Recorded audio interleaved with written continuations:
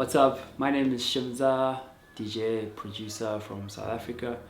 Yeah, if you're seeing this, you're probably on my Instagram page or my Facebook page, and this is where you'll get to know more about me. During the weeks, I try and chill, like just relax, watch YouTube, and then I've got a weekly show that I do called Kama Kama. So I go through some promos and understand that some promos are for the radio show and some promos I can play on the weekends. So yeah, I sort out my music, watch TV and just sleep because I hardly sleep on weekends. Yeah, I've got a release coming up on Friday.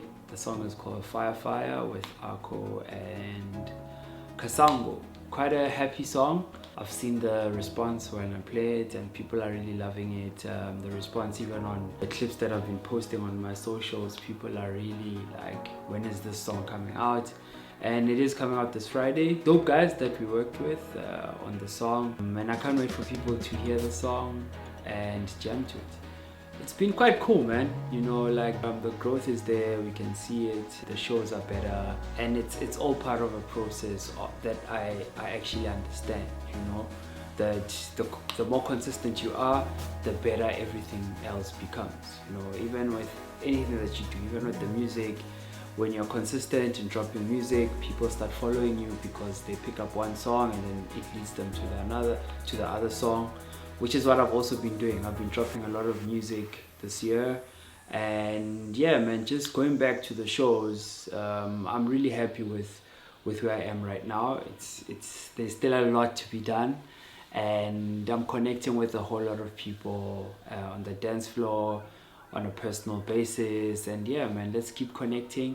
Check out my gig guide and check me out where we can link up. Yeah, I always say I'm in the business of setting up structures, not running them. So having those structures for me at home has helped me be able to concentrate on my DJing and the touring that I'm doing, because I know that stuff is being taken care of at home, But I love business, man, and I look at my DJing and my music career as a business as well. I always push my team to hit their targets, and obviously not just be money driven, but doing things that are fun and really make sense to where we want to go, so that things don't feel like they're being forced or we are just running for the money. Because some shows you'll play and the fees are not that good, but they're good for your career, and some shows are like they saw you do the cool stuff that you didn't get paid for, so therefore they booked you for those shows,